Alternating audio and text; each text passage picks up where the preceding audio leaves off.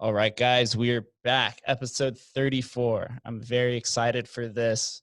I have Scott Gulbransen across from me on the computer today. He is the founder of Silver and Black Today, which is the first and only independent Raiders news source. And as I was doing some more research on this guy, is quite an illustrious career.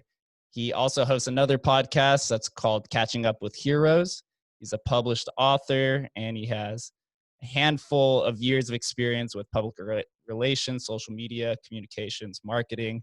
And I'm sure I missed something else in there of your storied career. But thank you for coming on to the show, Scott. Oh, Jake, no, it's great to be here, man. I love your show, and always fun to talk about, things that you've done and things that you want to do in the future. I appreciate that. First and foremost, let me get this out of the way. And if you turn off the conversation, I completely understand. I'm a lifelong Broncos fan, so That's okay.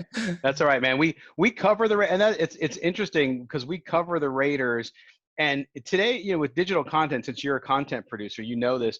There's a lot of content, especially in sports, that is fan driven, which is phenomenal, right? Because of technology and all that, it's great. But I didn't start it as a fan business. I have a journalism background, which we'll talk about. So I started it as a way to cover the team, as an opportunity for me to kind of get back into journalism. So I don't look at it like a fan perspective. So when people say, well, I'm a fan of this team or that team, I'm like, that's, it's all good, man. It's all fun. We have our passions, all of us. Yeah, 100%. I had considered it. I always said growing up in Vegas that if we ever got a team, if there was an expansion team, I would certainly hop over. But once they announced the Raiders, I was like, couldn't have been any other team. Any other team, I would have considered it. But I have to be a lifelong fan. But I'm still gonna look out for him. Obviously, being a local out here. And something I'd said in the previous podcast is I think the Raiders are set up to be almost the international team of the world because everyone considers Vegas to be their second home. Yeah, it's a good point, and I think that's what I always tell people too. My wife was born and raised here, so Las Vegas. I came back 6 years ago, living here the first time, and then being gone for 14 years and coming back. And so I've always said, Las Vegas became my adopted home. I grew up mostly in San Diego. So when I got out here, I kind of adopted it as my home, going to UNLV, but also my wife is from here. So it is home. And for the people here to finally get a pro team, and I know a lot of people are like, oh, it had to be the Raiders because they like the Cowboys or like the Broncos or whoever it may be. But I think as you saw with the Golden Knights, people might have their allegiances to other teams. In your case, a little different because same division. But, if you're a Jets fan or if you're a Falcons fan, I think people here in town will have it as their second team because it is our community, and I think people will get behind it pretty strongly. Yeah, exactly. It's something to go to. I would buy Raiders tickets to go to a game even if the Broncos weren't playing, just for the community and something to do, and it's assisting out in Vegas. So I'm very excited. Sure. It's unfortunate with COVID and everything, but just so we could go in chronological order. I know you graduated from UNLV back in the day. Can you tell us a little bit about your UNLV past? Sure, absolutely. Yeah. So I came here the latter half of 1991. Graduated from UNLV in 95, so way back in the Stone Age. And it was phenomenal. I mean, I loved UNLV, the experience I had there, because it's an even better school now than it was then, to be frank.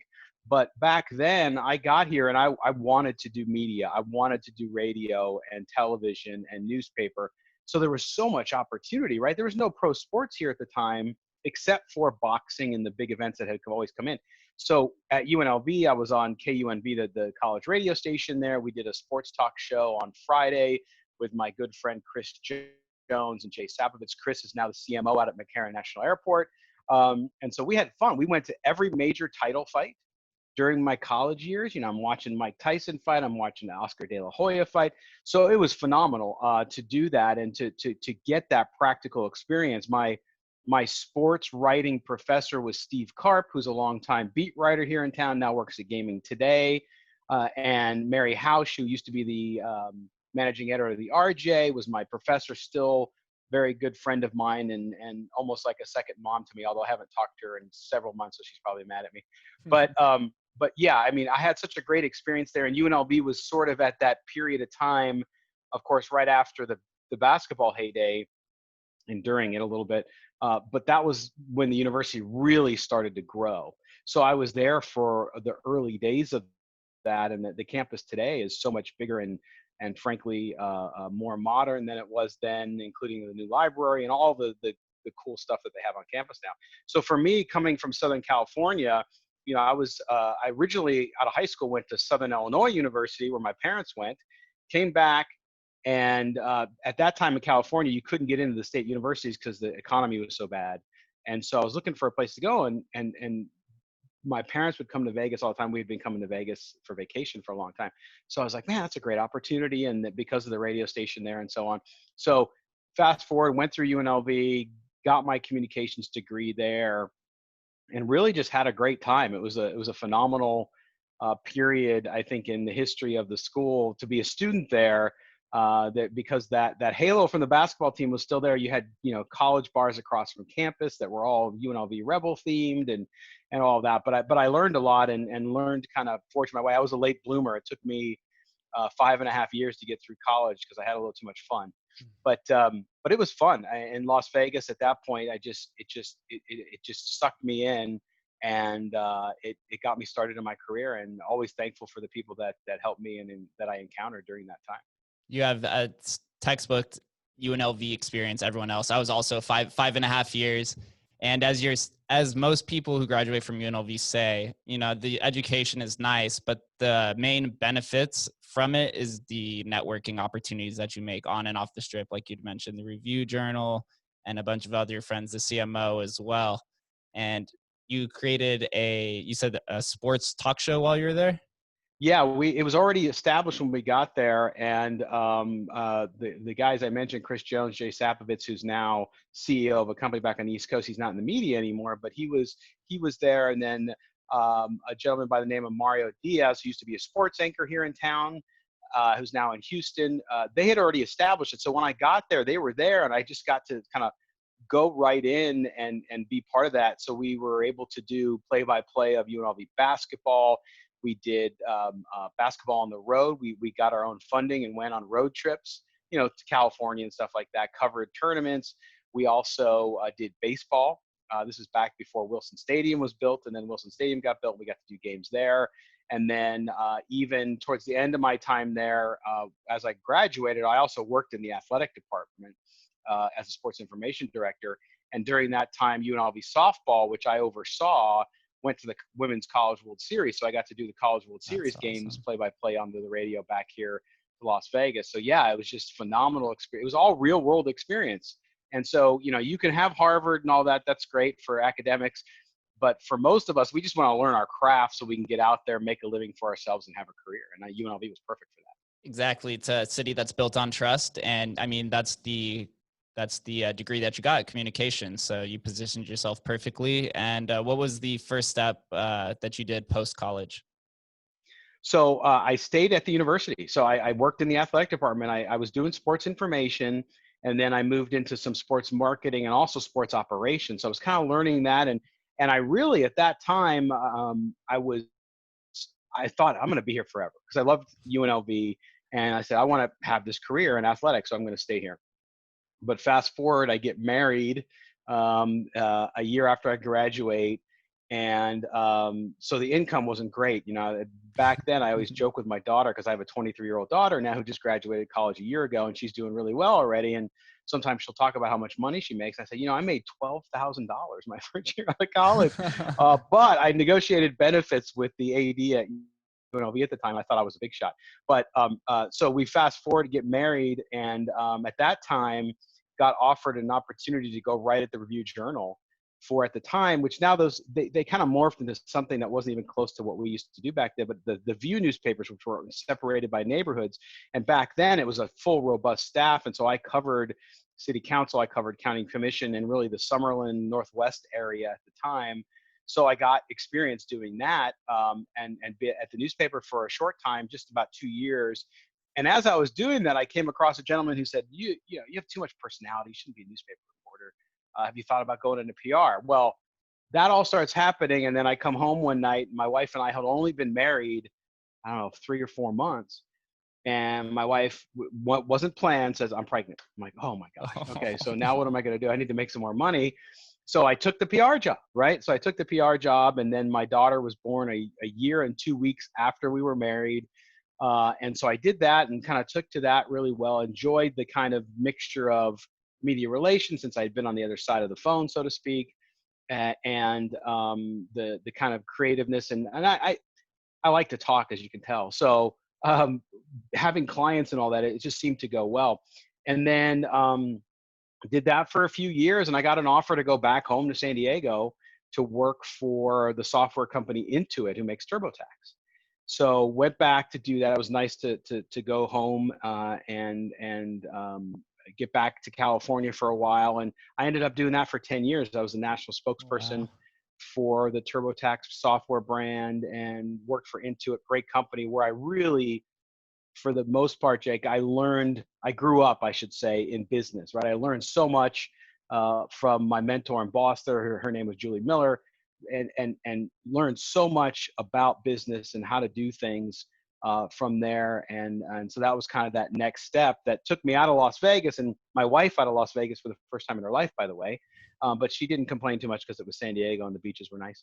But so that was the next step. But it all started in Las Vegas. Without that kind of varying experience and opportunity to be able to try things and take risks, it wouldn't have happened, and that career path probably would have never been in front of me and been open there. Yeah, it looks like you're very aware that sometimes in life, we can't always go after the fancy thing that we want. We have to go after the mundane things and learn how to, do the back end things, which aren't as fun. That was something that Yeah. I did. Is my first business was actually an antique store that I ran, and Wow. yeah, it was called Next Gen Pickers. It was with my father, and I didn't know how it would go, but I knew that in the next step of entrepreneurship, if I wanted to eventually be my own boss, I had to learn how to run a business, like full hand running, how to manage people, how to run the finances, all the different crazy things that you never expect within it. And that's something that you saw within the corporate world. And I kind of applaud you because, now that I'm a content creator, eventually, after now it's been 3.5 months, I'm like, God, I'm already tired of marketing and social media and everything like that. I It's do never have, ending, man. it's never ending. I've always No. been a big Twitter person, but things like Instagram and Facebook and all these other ones, I'm like, oh my God, please kill me. Someone come save Well, me. but you bring up a great point, Jake, and that's the fact that you have to learn how to do business. And for me, being in a big corporation, you would think, well, that might stifle that, but actually, it kind of rekindled it in me, because there they kind of really empowered you to have like intrapreneurship, right? The idea Okay. was, yeah, you work for this big publicly traded company, but if you can make a business case, if you have a good idea, do it. And that's what we did there, because at the time I was there was kind of when social media first was starting to peak, in the early 2000s, 2006, 7. And so I was doing PR, corporate communications, and then all of a sudden I started stumbling across this stuff, and it was a great communications tool. So they empowered me to, okay, figure it out. How do we do this? And then we started customer care. We're like, I think, the fourth or fifth company in the country to really start customer care via social media channels and all of that. But it's huge, and I think that's the one thing I always felt like, well, I could take risks, right? Because if you're an entrepreneur, you're somebody who wants to start something new, a business, you have to jump. There's no parachute. You just jump, and you have the faith sometimes. And you know what? Sometimes you're going to fail, right? Mhm. Failure is an important piece of Yep. success. And so you have to be able to do that. I think a lot of people have a false sense of security with a paycheck. And I've had a family. I have 5 kids, been married for 24 years. So it's scary sometimes to think, well, geez, if I spend all this money and I have no opportunity, or I should say, no guarantee to that it'll pay off, would I do that? A lot of people, I think, talk themselves out of it, or have others talk them out of it, when you just have to jump. And obviously you've done that too with your businesses.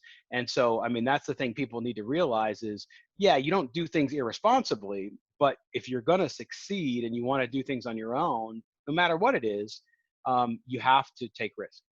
Yeah, it's about, I'm a big true believer in skill stacking, where you take multiple skills from all these different variation of businesses, and eventually you create it to your specification and specialization that no one else can mimic. And it seems like Right. you had done that over. And something that I was curious on is saw that you said you were a published author, and there were two books that I saw came up, and they were both political books. Are those your books? They are my books from a long time ago. So yeah, 2001 I did a book on the 2000 election and kind of how we went through it as a family and kind of that point of view. And another one was on it was kind of a hybrid, not even political, but more like a kind of thriller, fictionalized stuff around border security and Chinese presence on the American border and stuff like that. And they were fun to write. You know, it was a great accomplishment. You don't make a lot of money off books unless you promote it. And this is obviously really social media when you can promote yourself. This was way early, and I was with a small publisher who at the initial inset kind of ripped me off. And so I ended up taking it back and starting my own publishing company so that they could stay in print. But yeah, I mean, those were books. And I used to be much more interested in politics. Not so much anymore because it's really, to me, like beating your head against the wall because nobody agrees on anything. And so I kind of stay away from that. But the writing the book was interesting. Both of them was interesting because the process of doing it. And that's sort of a little bit of my personality. Even when I was interviewing for jobs over the years, I would always tell people that I was talking to, listen, I'm not a dial tuner, meaning if you have something really well established and you just want somebody to come in and just run it, that's not what I do. I like to come in and create and have a big challenge, start from nothing or start from something that's broken, fix it, and then continue to go. And so that was, to me, writing a couple books, and I do have a couple more that I'm working on, sports related and stuff like that. But I've always kind of put those on the back because I've always had new opportunities. When I lived in San Diego, I had never learned how to sail. So I took a course to get certified to sail sailboats up to 24 feet. I did it for 6-8 months. And I was like, okay, I did it. I'm done. Let's move to the next challenge. So that's sort of how it's been. And of course, I have things that I have passion for and love to do that I like to do long term. But a lot of things, I think that's it. I mean, I ran for office too in San Diego. I ran for school board. Really? I didn't know. In a small North County town in San Diego called Solana Beach.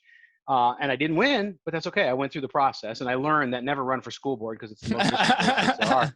But I did it, you know, and you learn over time how those things kind of mold you and how you experience them. And I also thought about it from the perspective, Jake, of my kids. You know, my kids, when the day comes and it's my time to go on to the next life or whatever you believe, my kids can look back and say, you know, Dad did some interesting stuff, right? Didn't always succeed at it, and that's okay. But he did try a lot of things, succeed at many of them, not succeed at other. But when I check out, at least I'll say I didn't try. That's always my worst fear. It's when you're on your deathbed, it's the things that you didn't do that you that you look over the most. And you're just like, Correct. man. And I do applaud you for the books because, you know, going through your life, there's like a consistent, it revolves around like sports, broadcasting. And then you have these two like political kind of semi books. And so I think that's just a great testament to your character that shows that oftentimes you're stepping out of your comfort zone to eventually build something new. Yeah, and the other thing too is I think that in a day and age too, one of the things that bothers me a little bit about today, and you know, I respect everybody's beliefs, whether they're my own or not, whether they're 180 degrees from what I believe or not. It's that, you know, you evolve as people and you do things in career in your life, and so my thinking evolves, your opinions evolve, and I think we should accept people more for what they believed, and maybe they've changed over time. You see a lot of times now it's like, look what they said 18 years ago. And you're like, really? Are you the same person? If you're the same person you were 18 years ago, you got bigger problems, right? So I think that when doing those things and looking for new challenges, it's always important to evolve and to find new ways and new thinking and expand your horizons. So that's what I've always tried to do. Yeah, just straight Darwinism, just the evolution. Like we would still be monkeys that never took mushrooms, according to Joe Rogan, if we never evolved and became self-aware and conscious of everything that's going on. So sure, absolutely. I do respect that. I've always wanted to write a book as well. That's something that I have preached for time and time again. And I actually have an unpublished book about Raving that I started like 4 years Oh, ago, nice. and then just kind of got sidetracked on it, but it ended up being like 180 pages. So I'm hoping one day to circle That's good. back to it, because there's something about just like the freedom of expression and just writing without being bothered, and just like it's just a stream of consciousness. And even if it doesn't go into the book and gets edited out, there's just like this, it's like this nourishing feeling that you can find, you're like almost communicating with yourself. Well, and it's interesting you say that too, because early on, if you go back to the first part of the 2000s, especially, you had the kind of that little revolution of self-publishing, right? Where people were self-publishing back then. All of the traditional publishers called it vanity publishing, and it didn't have any respect at all. Now that's completely different, because now you can create your own. And I have my own publishing company. Like I said, I haven't published anything in a while, but I have the ability to, if I want to publish a book, publish it. It's gonna be on Amazon. It's gonna be, you can order it at any bookstore because it's part of Ingram. It's part of the world's biggest book distributor. And so that's changed, just like everything else has changed. Like producing a podcast and doing videos, live videos or recorded videos of interviews. Those things used to be only controlled by a small segment of the media and population, and that changed. Technology democratized it. There's bad with that, yes, but there's mostly good with it, because to me, I always said, people will say, well, how did your book sell really well? And I said, no. First of all, the first one came out on September 11th, 2001. Guess what? Nobody cared at that point about the previous election, because we had just been attacked in a terrorist attack. So, but for me, I've always said, I write for me. And if I write, and I would hope that people find value, other people like me, or have an interest that I have, because that's what I'm doing now, is I'm really writing fiction, because I've never done fiction. So that's what I've been working on over the last year or so, is writing fiction and building up a novel. And yes, you look at it from a marketing standpoint, because you'd like to sell books and you like to make a little money off your work. But at the same time, it's almost, for me, it's the accomplishment of birthing the book and putting it out there and saying, hey, I hope somebody likes it. If I sell some, I make a little income. Great. If not, I did it and I feel good about it. So I think that's what's changed, because in the past, when it was only the big publishers, it had to be marketable. If it was something that was niche about raving, now raving's huge, right? There's a lot of people, but at the same time, it's a niche audience. So somebody might say, well, that's not big enough for us. We're not going to publish you, Jake, because we can't sell 100,000 copies of it. But you might say, hey, if I sold 5,000 copies, holy crap, I'd be over the moon. So that's what's changed. And that's what I always tell people. If you have an idea, just do it. Cookbook, it doesn't matter. Kids book, because now you can, and you shouldn't. There's no excuse, or there's no barriers in the way if you really want to do something. Yeah, it's funny too with books. The majority of people who get popular after their books is usually posthumous, after they pass away, and people stumble upon it because whatever industry they wrote about or philosophical idea eventually becomes the mainstream or the popular idea as well. Well, and that too. I had a friend who was a book editor in New York for one of the big companies, and they did books for very famous authors. And I would say, well, tell me about, so and so's latest book. It was a very popular woman's writer. And he said, yeah, she sends us 14 pages. And I said, what do you mean? Well, she sends us 14 pages with her story idea, and then we have another set of writers and editors who write the book. I'm like, Wow. really? So they're not even writing? No, it's their idea. Then they get to proof it, and they add a little bit of flavor here and there. But that's sort of how it works, because it's sort of like a sausage factory, right? Nobody wants to see where all that meat's coming from. They just want to know that it tastes good. And so I think the same thing can be said with content, and we see that. But man, I'll tell you what, you can find content creators that create content around Pez dispenser collecting. Mm. You can find it on people who collect rocks. You can find it on people who make paper trays out of wood. I mean, it's gotten so there's so many little verticals, and it's great, because the people who have those like interests 25 years ago, they couldn't find people like them. They would have to go to local meetings, or back then at the very beginning, bulletin boards online, but it was very hard to connect. Now you can make content that people can find easily. If you just know a little bit about how to do it and make it searchable, they can find that. And so they have an audience. And I think that's just a beautiful, beautiful thing for everybody. It is. It's a beautiful spectrum where there's never going to be multiple, I guess there's multiple people who can talk about the same thing, but the variety of personalities across the board makes everything so unique, and people attract to it as well. So it's like it's skill stacking with a combination of your personality, and I think that's what makes podcasting so popular now. You know, they say there's Mhm.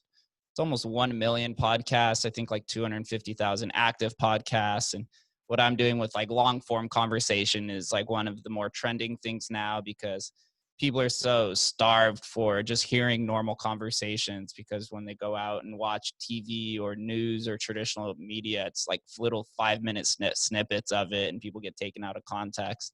And so the Mhm. same thing is happening now with sports and with Silver and Black Today, where you guys have a podcast. And there was something that was questionable. I guess I caught you at a right time too, because I saw your announcement yesterday that you're moving over to the radio station.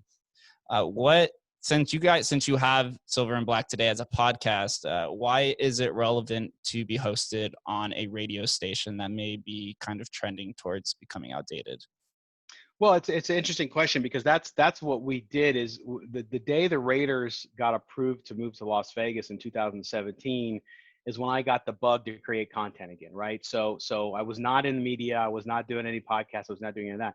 So I grabbed URLs and I said, I'm going to start a website. I'm going to start a journalistic website. We're going to cover the Raiders moving here, because there was nobody here. Of course, you had the newspapers and all that, but there was no independent source to do that. So I reached out to some people I knew who were content creators. Said, hey, you want to write for me? There's no money in it right now. We're just going to start this thing up. They're not going to be here for 3 years, but I think we can tell some unique stories. So we did that. And then that, of course, led me back to audio, because I had done radio not only in college, but I had done national sports radio early on in my career towards the end of college. And then I kind of went away from it. So I wanted to get back into it. So I started the podcast, and we were doing it around town at a couple local bars, even a cigar lounge, because I had friends who ran it, and we were just getting out there to do it. And I listened back to those first shows, and I realized how rusty and bad I was. And then technically I hadn't run a board in forever, and so I'm buying microphones. I'm like trying to figure it out. It's coming out crappy. But we built the podcast to a point where it was doing really, really well.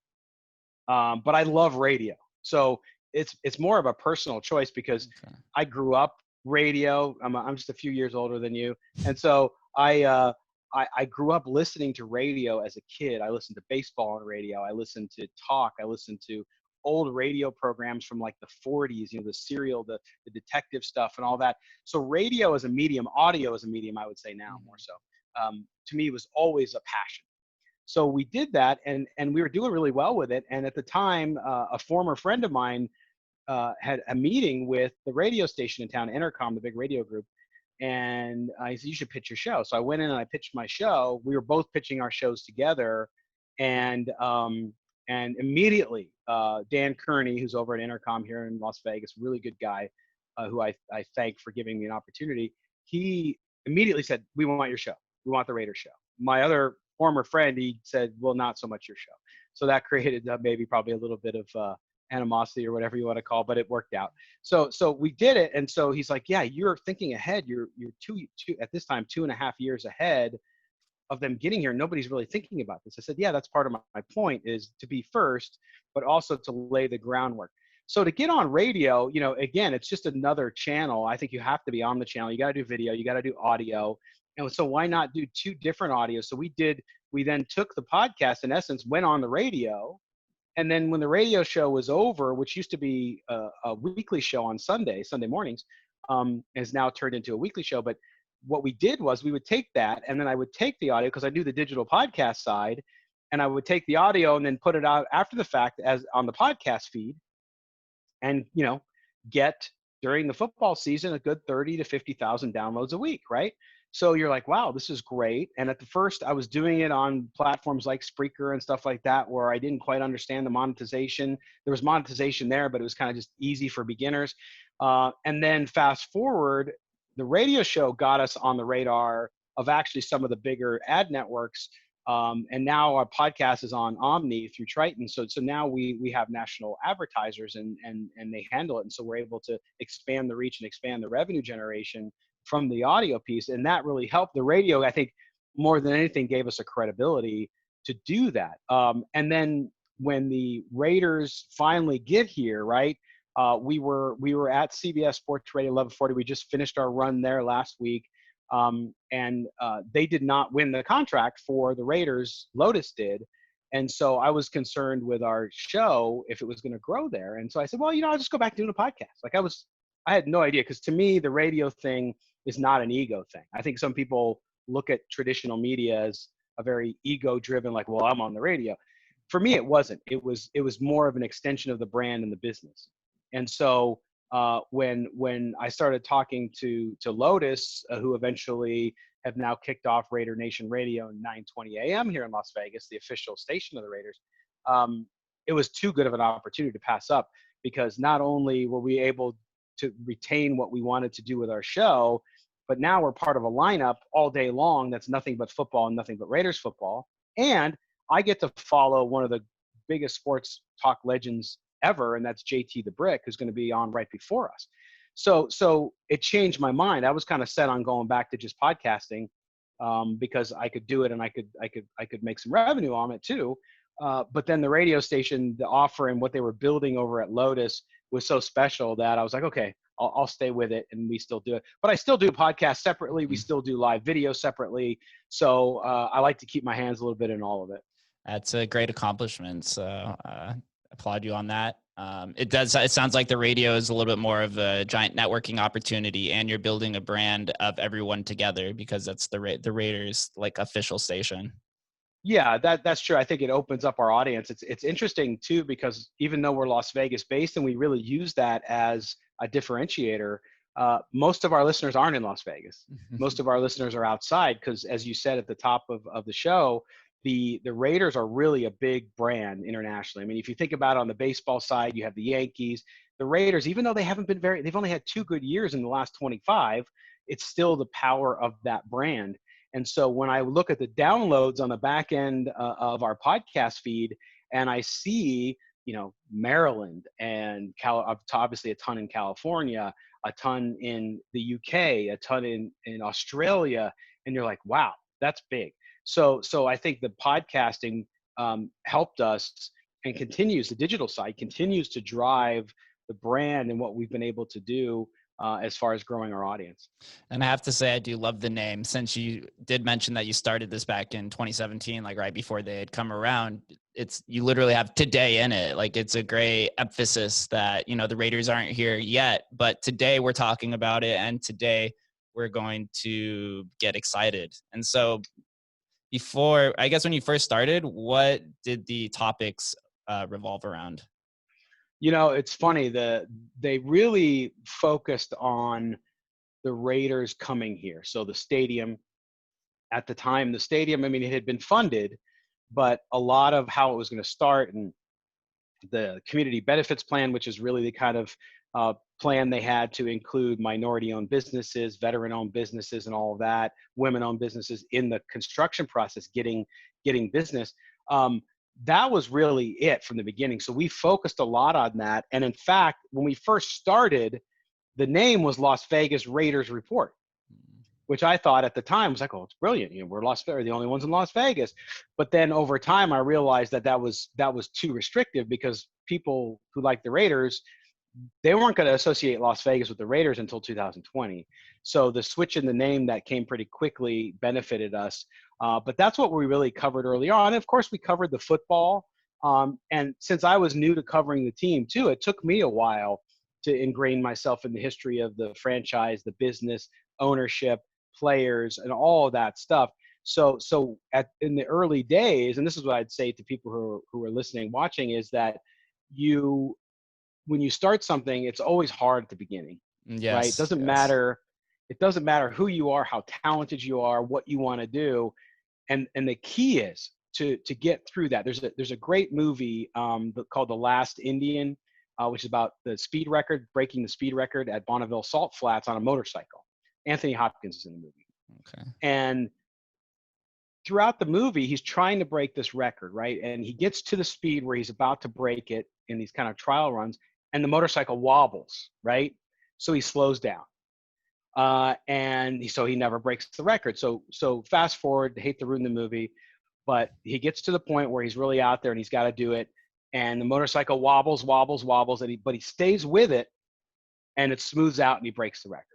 And I think that's what you have to do as a content creator, as a business owner, entrepreneur, is you're going to wobble, but it's getting through that fear, the uncertainty of the wobble. And we wobbled plenty at the beginning and still do occasionally. So I think you have to get through that. And we were able to do that. And my wife always says I'm not a perfectionist. What she says, she calls me a little bit of a control freak when it comes to this stuff, because I always want to do better.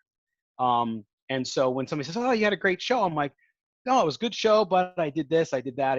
So I'm always, and it's not that I'm negative, it's just that I'm always trying to make sure that I upstep my game every time I can, and that we really do everything we can to really satisfy not only myself, but also all those involved, because it's always a team effort. We have people who help us with everything. Now we have radio stations who are backing us and going out and selling our show and all that. And I don't want them to be disappointed. And I want them to feel like their investment is worth it.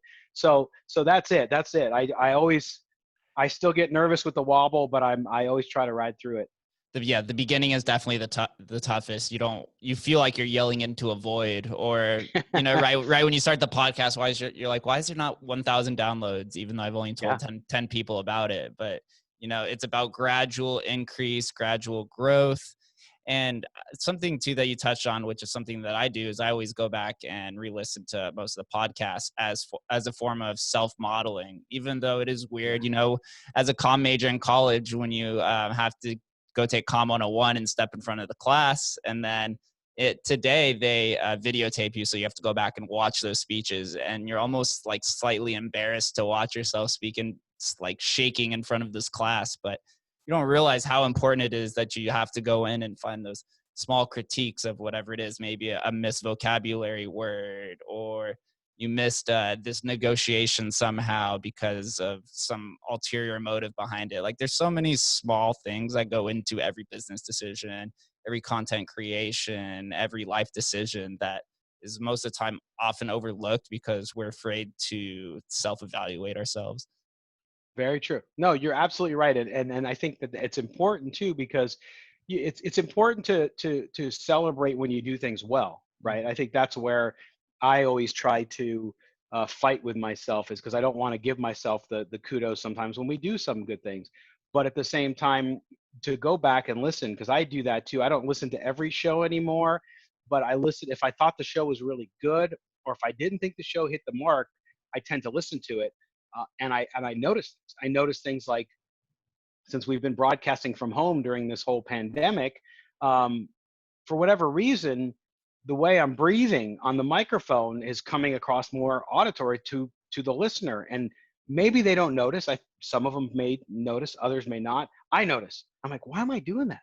And it's not a bad thing per se, as it is as much as, why am I doing that? Like, what is it that I'm doing? Am I trying to say too much? Am I approaching it from a different angle? Whatever it may be. So yeah, I think that's the thing with content, is you have to look at it and say, okay, what can I continue to get better at? And also, one of the best things for me to do, and I'm sure it is for you, is to watch others. Yes. You mentioned Joe Rogan. I love Joe Rogan. And I watch Joe Rogan, and even though his program and what he does is so much different than what I do, there's so many things I can learn. So I watch everybody, and try to pick up little things here and there, and say, oh, I could use that. The way he pauses, the way he sits for a second and thinks. It's radio, or it's a podcast. And so when you're doing audio, you think, wow, I got to fill every single moment of every minute. You don't. Sometimes a pause can add emphasis. And so those types of things, I think we can all learn from and continue to look at as we are creating content for people to listen to or to watch. Yeah, that's something that I've been actively looking into too. He was the first person that I went and I started watching his day one videos. And then I started looking at other people like Tim Ferriss, and even other shows as well, people's different speaking style, because we all at the end of the day, we're all hyper competitive, and we want to catapult ourselves into the upper echelon of whatever industry that we're in. And the only way to get there is to look at the people who are doing it best and understand the small things that they do within their game. But that also, on the opposite end, that gives us that sense of imposter syndrome, where you're like, why am I not Joe Rogan? Or, why am I not this top radio show or anything like that? Yeah. you don't realize the things off the show or off the air or in your family life that people have to do, the small life adjustments and everything of that nature. So yeah, I do applaud you for that. And outside of the radio aspect and the podcasting, what else does Silver and Black Today do? Well, we have the website, which, I'm proud of. We are not, we are, the website itself, we have great content up there, right? It's all independent. So we're not, it's not pro fan. It's not anti fan. It's not all rosy picture all the time. There's critical pieces up there. But what we've tried to do is really build a website where you can get unique content. In the sports world, when it comes to the Raiders, there's 4 massive publishers: Sports Illustrated, USA Today, Fansided, Bleacher Report. They all have Raiders-focused websites that are run by the national teams with writers who are either in the area or cover the team specifically. And they're all very good websites, and I know most of those people. So even though you would think we're competitive, I don't look at it as competition because I can't compete with them. They're massive, right? So the numbers that they drive on a daily basis are staggering.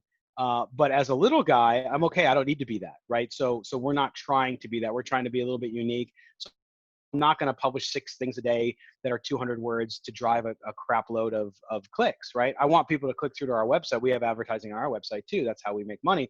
But that's not my number one priority. My number one priority is to use all the channels together, and the website itself, because it was first as well, is one way to do that. And I like the long form content. Like you're talking about long form conversations, like your podcast.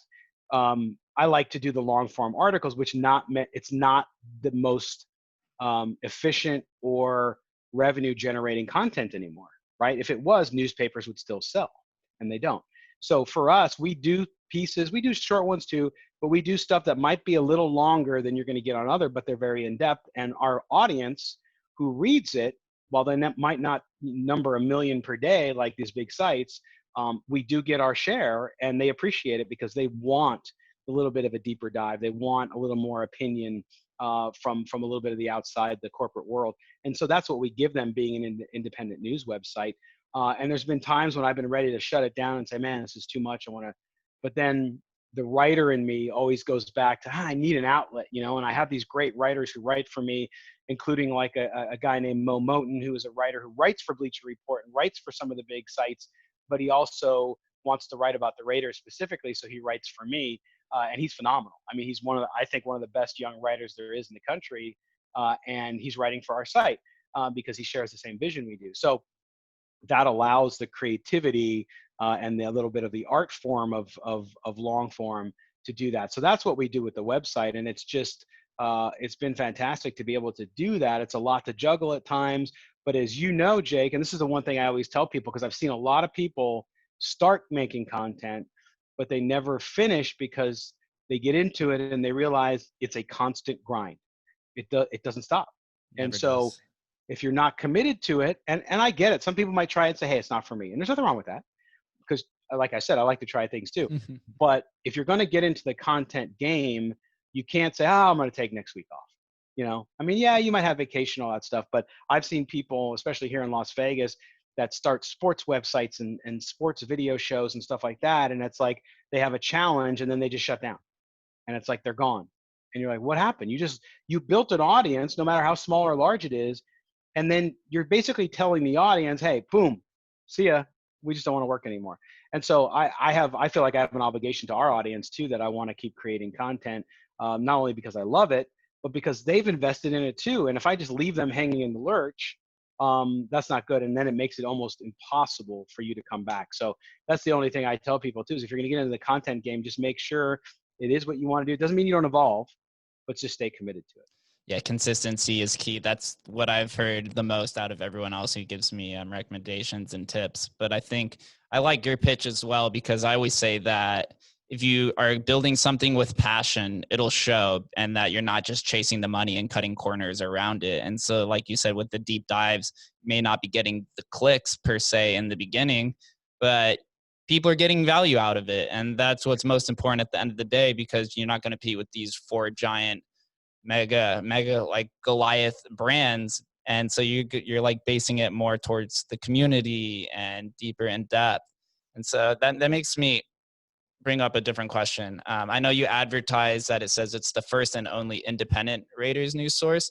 Being independent, does that give you something more of flexibility that something that's housed, that's not independent, maybe housed under these giant corporations and companies don't have? Yeah, I think it gives us a freedom because it's not the only source of revenue. It's not the main source of revenue per se, and so we are not necessarily constrained by what they are. And again, they make a lot more money than us, so maybe I'm the dumb guy here. But they we just have the ability to do that, and we don't have any affiliation with any larger company. So we're able to, I think, do some content that they just couldn't do because they would look at the numbers and say, well, geez, we want to be 80,000 clicks per story and you're getting 10. Like, but man, it was a really, Mo did this great piece. And that could be a piece that if this was, a magazine, it would be a front page story. But because the way their site operates and because they're always focused on, and again, I'm a pure capitalist too, but they're focused on the bottom line, they're not going to run it. They're just not going to. And I don't blame them because that's not their model.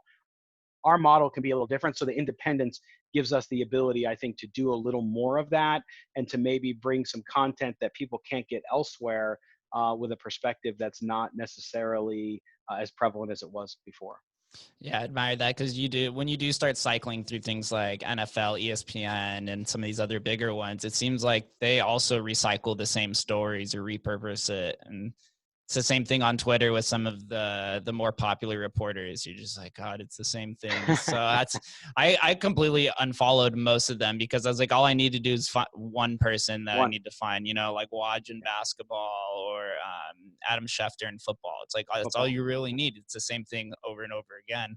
So I do admire that. As far as the Raiders go, do you have some projections or opinions on the upcoming season and how maybe COVID's going to play and factor into the season? It's a great question. And, I talked to a lot of people in the league, a lot of reporters, a lot of team officials, players, and everybody's got the same answer, which is like, we don't know, right? What's going to happen? But I do think from a Raiders perspective, I look at where they've come since I started covering them 3 years ago. They've come a long way. I don't think they're all the way there yet, but I do think the team is very young, very talented, and they have consistency. Any organization, I don't care if it's a business organization, if it's a nonprofit, if it's a football team, you need consistency in leadership and direction, right? If you don't have a strategy and a direction that everybody's kind of going towards together, things go astray. And I think with John Gruden there, 10-year contract, right? He's not worried about his job. And you have the owner, Mark Davis, up to the president of the team, Mark Bedane. All of them are on the same kind of strategy and the same trajectory. And to me, the players feel that, right? So if you own a business or you run a business and all your employees know where the true north is, they know where they're marching towards, they know what the goals are, they know the rules of how we're going to get there, what we will do, what we won't do, and the kind of culture that is there, then winning eventually will happen. Doesn't mean it's easy, doesn't mean it's going to happen right away, but I think they're on that path for the first time in a long time. Owner Mark Davis just did an interview with The Athletic. The beat writer there, Vic Tafer, did a great piece on him. And Mark Davis, as a leader, as an owner, he inherited the team from his legendary father, Al Davis, in 2011 after he passed away. And he said, I made lots of mistakes, but now I've kind of found my sea legs, so to speak. I'm paraphrasing. But the point is, you have evolution in organization, you have evolution in your business, whatever it is. And I think the Raiders have that now. Everything came together for them, including moving here.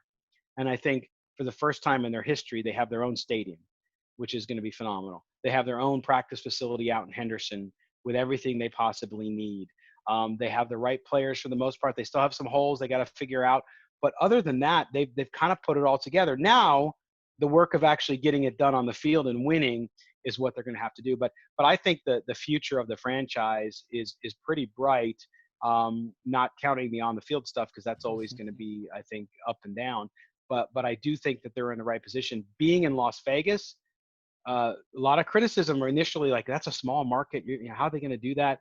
And in reality, it's perfect for the Raiders because every other market they've been in, Los Angeles, Oakland, they were never first in there. I mean, LA, you had the Lakers, you had the Dodgers, you had everybody there, even USC football. Then you go to Oakland and you got the 49ers and baseball and basketball and all that.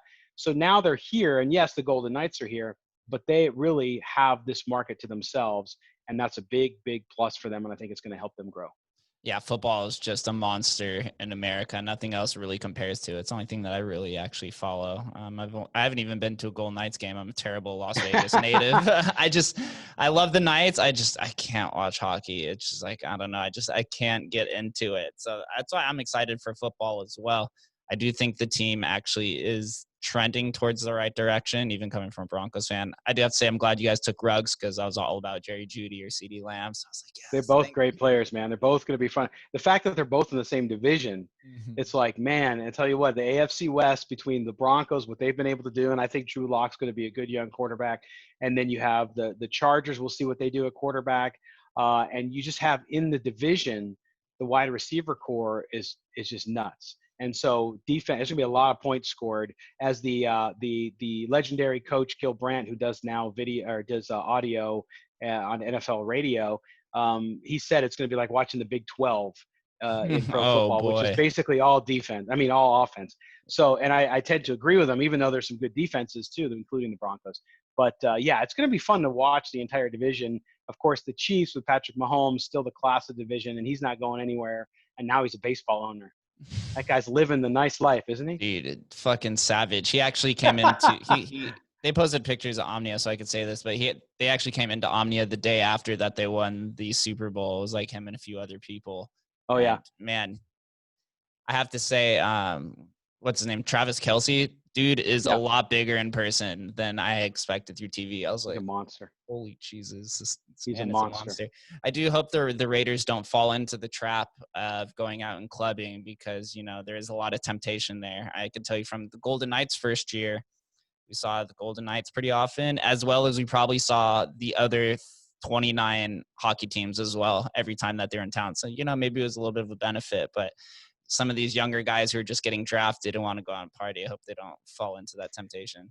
Yeah, I think they're going to be drilled in that. And it's funny too, because when I talk to a lot of other hosts from around the country or journalists, sports journalists around the country, they say, "Man, Vegas might be trouble."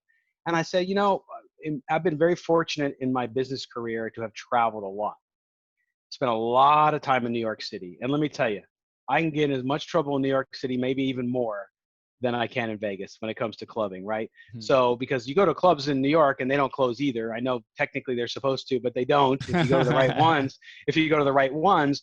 So there are many times in New York City I went out with clients and stuff like that and walk outside and it's 7:30 in the morning. So I think you can get in trouble no matter where you're at if you're a young guy with a lot of money. I think here it seems easier because we have legalized gaming, but you know how regulated that is since you've worked in the nightlife industry, but you're right. I think for visiting teams, definitely, and for the guys who are here, I think they're really going overboard to make sure that they understand. Here's where you got to stay away from, and just so know that you're in Vegas, and everybody's going to see you. There's and now everybody's got a camera everywhere anyway. Yes. So if you're out at Omnia the night before a game when you shouldn't be, guess what? They're going to see you and you're going to get busted. So don't even do it. So we'll see how it all works out. I'm sure somebody will be caught, one of the teams messing around every once in a while, but hopefully that benefits the Raiders. Yeah, I hope so. They actually, the first year that the Golden Knights played, they said that there was like some sort of curse because all the players always went out from the opposite team the night before and just got absolutely hammered and played Vegas flu, they called it. The Vegas flu, that's what it was.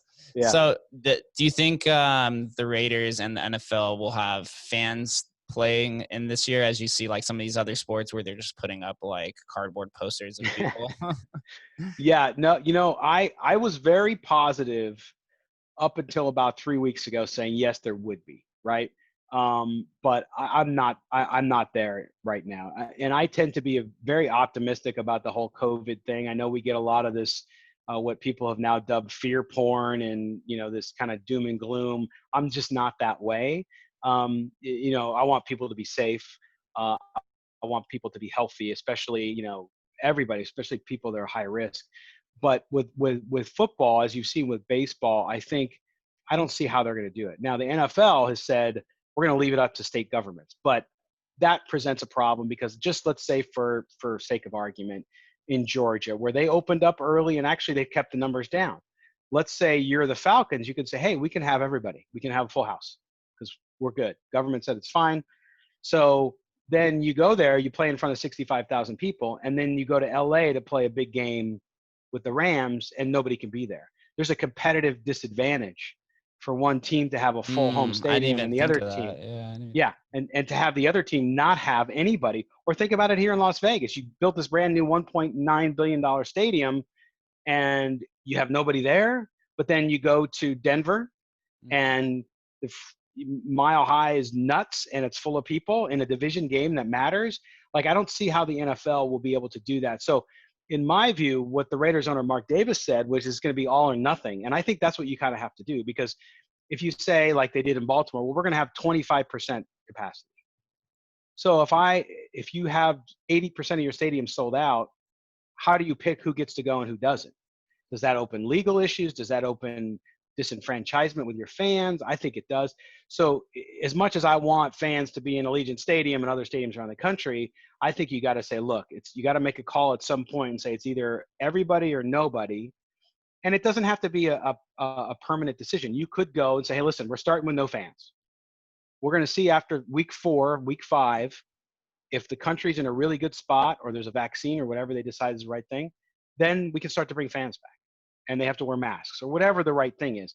So I think we're going to see what they come up with as we get a little bit closer. But time's starting to run out now because you're about a month away, a month and a half away from the season starting. If they started on time, that's enough. I've always said, Jake, start the season in October. Just give yourself another month. It doesn't hurt anybody, and the Super Bowl could still be in February. So we'll see what they end up doing. But I know the owners, they gave up the preseason games, and I know they want to get out there and start generating some moolah. So we'll see what happens. Yeah, that's always what it comes down to at the end of the day. And I think from a health standpoint, Vegas is a good situation to look at because we were trending super far down in infections. We opened back up, that famous viral video of people walking through the strip with no one with a mask on. And now we're surging. I think today they had like the 5th highest infection rate and things are starting to go bad. So you could see that could also translate over to the stadiums and, people going to infect other people and so forth. So I think starting with nothing at first and then transitioning outward and, people get some excitement from there is better than saying maybe and then taking it away. I agree. And to me, I've been watching, I'm a baseball guy too. So I've been watching baseball and I was really skeptical about the canned crowd noise that they took from MLB, the game, the video game. That's what they're using. And, but then I'm watching the game, and if I didn't look at the stands and the cardboard cutouts, it sounded like I would normally expect the game to sound. So I actually was pleasantly surprised. And I'm watching the game, and I loved it. I was like, look, at least I get to watch some baseball. There hasn't been sports on for months, and now hockey's starting now. So we're going to get some hockey too. And so you know what? With football, most people nowadays anyway watch football on TV for the most part. So if it sucks for the players, it sucks for people who bought season tickets for this brand new stadium. But if that's what it takes to get football back on the field, I'd rather have that than have people go to a stadium, get sick, and then they cancel the season and you get nothing. So I think they're going to be real cautious with it. And I hate wearing masks. Trust me, I hate it more than anybody, which is probably why I don't leave the house as much. But when I go out, I wear one. You hear conflicting, it works, it doesn't work. I don't care. I'll just wear it when I'm out because they're telling us to. And then other than that, I've been staying home a lot, and I've only worn pants one day in 3 months. So it's a great deal. It's like, am I wearing pants now? Exactly. So, yeah, I think this will be a good transition. I usually have 2 questions that I ask the same, but before that, there's one other question that I was curious on. Do you play fantasy football? I do, but I play in a league. My good friend Amy Stewart, who was an All-American pitcher at UNLV softball, so going back to my UNLV days, she's had a league forever, and I'm in that league. And it's a great league because it's a little more casual. It's not the real serious competitive league because I just don't have a lot of time to do it. But I do, yes. And I always do really well in the regular season. I finish top 2 or 3, and I lose in the first round of playoffs because it's a head-to-head matchup. It sucks. Who's the sleeper fantasy player this year? You have one in mind that you can tell us? Oh, that's a good question. Sleeper fantasy player. I'm gonna go with a Raider just because it fits with the theme. Hunter Renfrow, Ooh, yeah, slot receiver, second-year wide receiver. Because now that the Raiders have Ruggs and they have all these weapons, Darren Waller, they're going to get more attention. So the little white dude in the middle who's running the intermediate routes is going to get a lot of opportunities to catch balls and pick up yards and probably pick up touchdowns because they'll use them in the red zone. So I'm gonna choose Hunter Renfrow. smart move. He was actually on my radar, and he had a pretty solid end to last year as well. Yes, he did. Yes, he did. Cool. So 2 questions, same to everyone. First one is, the year's 2030. What does the ecosystem of Silver and Black today look like? Wow, 2030. So we're talking 10 years from now. My hope for Silver and Black today would be that in 10 years, we're continuing to be part of that Raider Radio network, of Raider Nation Radio, that the website has really built out. And now we're competing with the big guys, Yes. or one of the big guys bought it. I like that. I'll take that too. So that would be it. But that we're there, that we're a trusted source. I also like to maybe extend the brand by that time, that the brand is extended into some other areas, including, and this is a wild one out there, but I actually have thoughts about it, with gaming, and then also with travel and some other things that we've had kind of in the parking lot. So yeah, I would hope it's around, and I hope somebody is following me and is involved with me that I've partnered with, who's going to take it into that next generation so that I could retire at some point. And then you'll get the itch later down the road in your 60s and start something new. I'll do something new. That's right. Always do something new. Always. Last question is, what does Las Vegas mean to you? Las Vegas to me is, first of all, the number one word is opportunity. When I came here as a younger guy, the thing that I loved about it was, if you were willing to work hard, spend the time, and spare no energy to really make it, you will. I think a lot of people who come here, you always hear about Las Vegas being transient. People come here and they leave. I think a lot of people come here thinking it's going to be easy, and it's not. It's a hard place to work.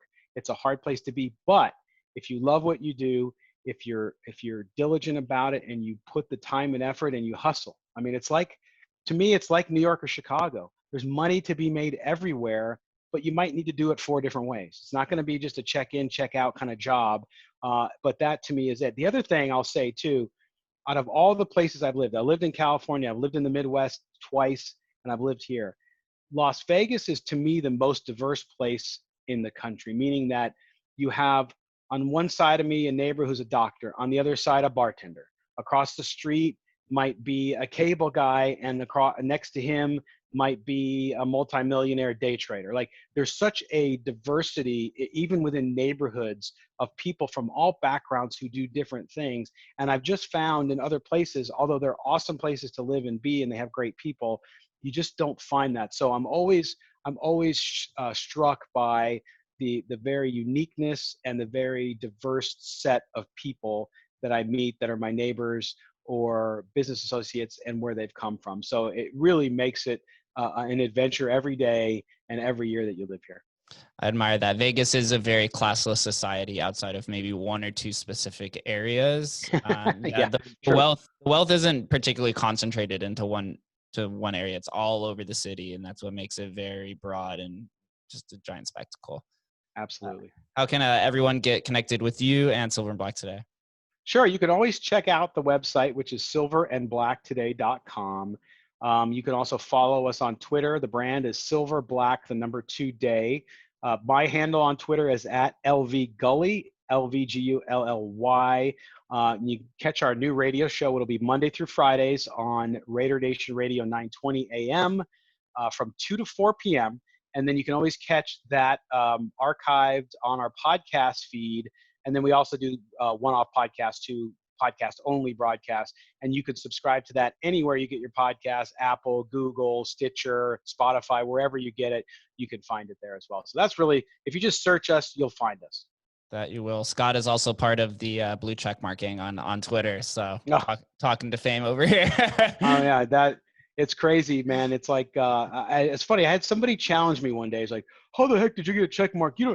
I have more followers than you. And I said, well, it's not about followers. And that's the thing too about content, Mhm. right? It's not about always quantity. It's about, do you interact with people? Is it a back and forth? Or are you just putting stuff out there? So mine goes back to my boxing days when I was working in boxing here too, which probably back to Las Vegas. Maybe we'll touch on that another time. Yep. But that's where I came from. I had people spoofing me all the time, and finally they gave me the blue check mark. One morning I came in and there it was. So I was like, wow, okay.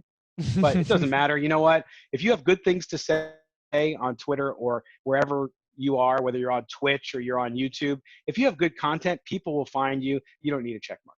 Yes, I 100% wholeheartedly agree. Scott, thank you for coming on to the show. I appreciate you for spending your time. We'll definitely do this again. I wish Raiders the best, subtly. and yeah, man, we'll stay in touch. I'm excited. Thank you. And thank you guys for tuning in. We'll catch you next time.